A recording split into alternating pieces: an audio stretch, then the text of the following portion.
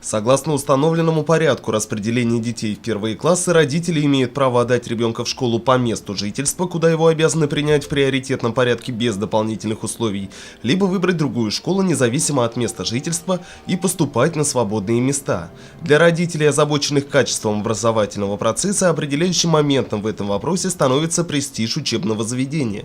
О высоких стандартах образования, как правило, свидетельствуют высокие показатели успеваемости, средний балл по итогам сдачи единого государственного экзамена, успехи воспитанников в различных олимпиадах и научно-практических конференциях. Чтобы определить ребенка в успешную школу, родители готовы действовать даже в обход установленных правил. Например, получить временную прописку и подать заявление по условному месту жительства. Как отмечает в городском отделе образования, такая практика сегодня достаточно распространенное явление. Но в свою очередь они спешат успокоить горожан. Ни один ребенок не останется без положенного ему места за партой. На сегодняшний день сложилась такая ситуация, что в первой гимназии, в лицее Ирандык, в 12-й школе, в 9-м лицее классы полностью укомплектованы. В остальных школах продолжается прием детей.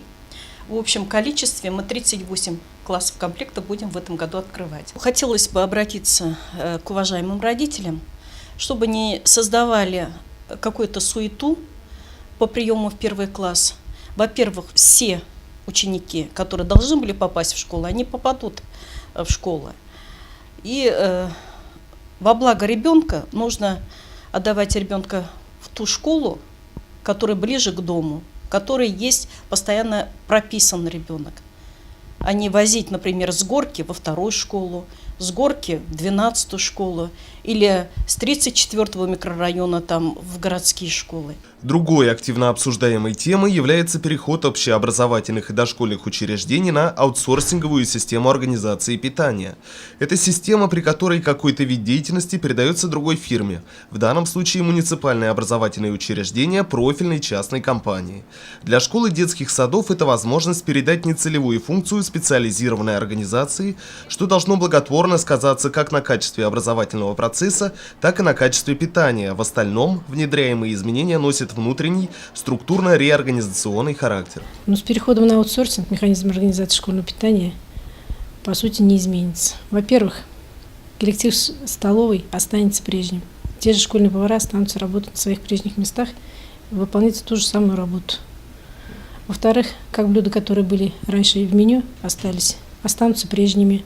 Технологии приготовления блюд останутся прежними. Меню будет разрабатываться и утверждаться Роспотребнадзором. Но изменится, конечно же, стоимость блюд будет изменяться в сторону увеличения. Мы же за все привыкли платить, правильно? А здесь у нас пока не включается стоимость услуг. Здесь услуги будут включены в стоимость блюда. Все блюда, начиная от гарниров и заканчивая выпечкой, как и раньше, будут готовиться непосредственно в столовых школ и детских садов прежними поварами. Просто числиться они теперь будут не на балансе отдела образования, а профильной компании.